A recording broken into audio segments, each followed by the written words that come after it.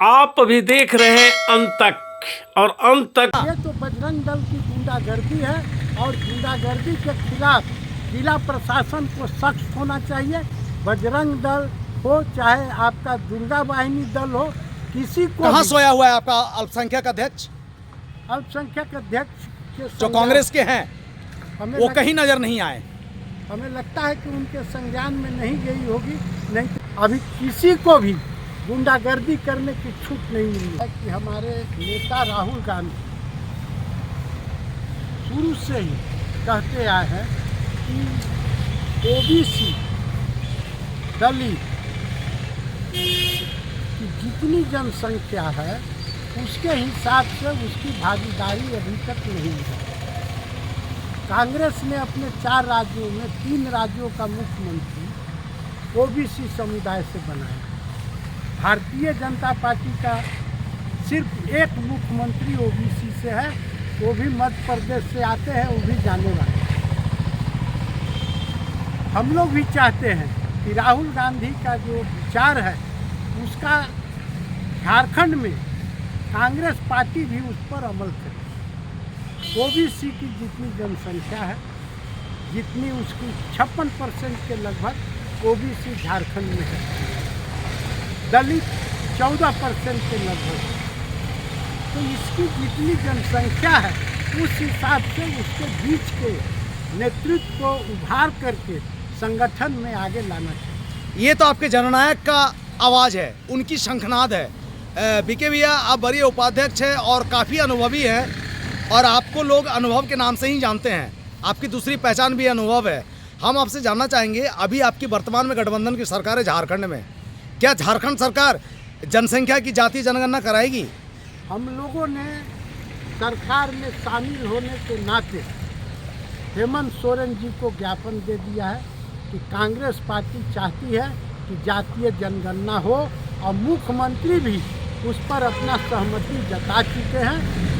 शीघ्र ही हमको लगता है कि झारखंड सरकार जातीय जनगणना झारखंड में प्रारंभ करेगी। यानी जननायक की बातों को राज्य सरकार भी अमल करने पे आतुर है। बिल्कुल, क्योंकि कांग्रेस पार्टी सरकार में भागीदारी है, हमारे सरकार में साझेदारी है, तो उस हिसाब से हमारा जो शीर्ष नेतृत्व का मांग है उसको तो राज्य में लागू करना ही होगा। राहुल गांधी कह भी चुके हैं कि जहाँ जहाँ, जैसे कर्नाटक में कांग्रेस की सरकार है, वहाँ पर ओबीसी जनगणना हुआ, जातीय जनगणना हो के वहाँ स्पष्ट कर दिया सीधा रमैया कि किसकी कितनी जनसंख्या है, कितनी भागीदारी होगी। उसी तरह से झारखंड में भी 56% ओबीसी है, 30 के लगभग आदिवासी हैं, 14 के लगभग आपके दलित हैं। तो इनकी ही भागीदारी जो है सत्ता में रहनी चाहिए, चाहे वो लोकसभा का चुनाव हो चाहे विधानसभा का चुनाव हो।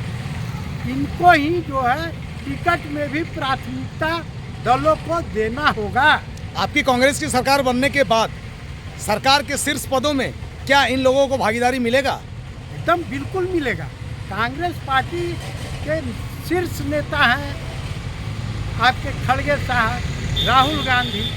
हमारा अधिवेशन में जो है निर्णय हुआ था कि हम संगठन में हर हाल में 50% जो है ओबीसी दलित की भागीदारी सुनिश्चित करेंगे और उस पर अमली जामा पहनाना ही पड़ेगा।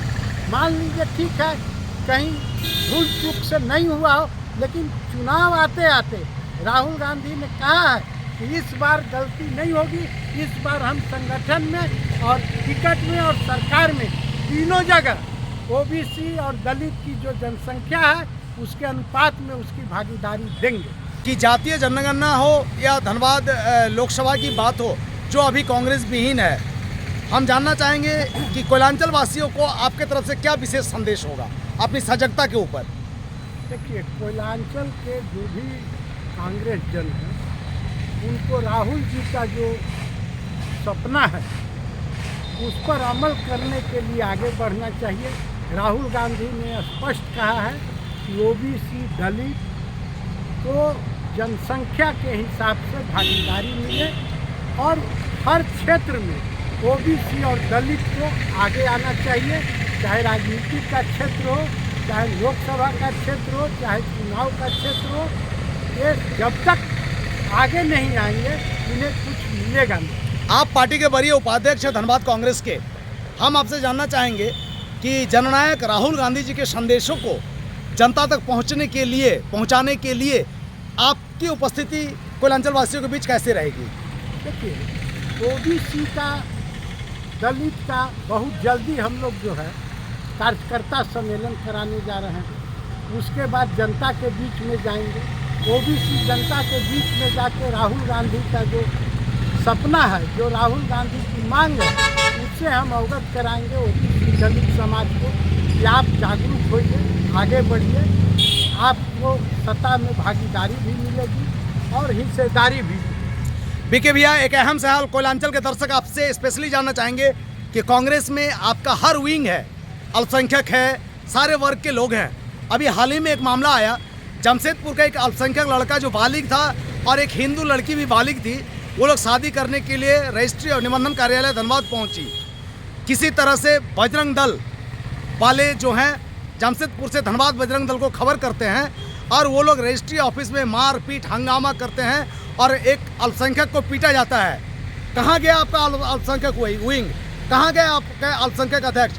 किसने ये अधिकार दिया कि उस अल्पसंख्यक के ऊपर हमला किया जाए, मारा जाए? कहाँ था आपका थाना और पुलिस? क्या कर रहे थे आपके अध्यक्ष? हमको लगता है कि इस बात का संज्ञान जो है जी पुलिस प्रशासन लिया है और पुलिस प्रशासन को जाकर के लड़की पक्ष के लोगों ने बताया तो पुलिस आके लड़का लड़की दोनों को थाना में। बजरंग दल को किसने अधिकार दिया कि निबंधन कार्यालय में घुस के मारपीट करना? ये तो बजरंग दल की गुंडागर्दी है और गुंडागर्दी के खिलाफ जिला प्रशासन को सख्त होना चाहिए। बजरंग दल हो चाहे आपका दुर्गा वाहिनी दल हो, किसी को कहाँ सोया हुआ है आपका अल्पसंख्यक अध्यक्ष?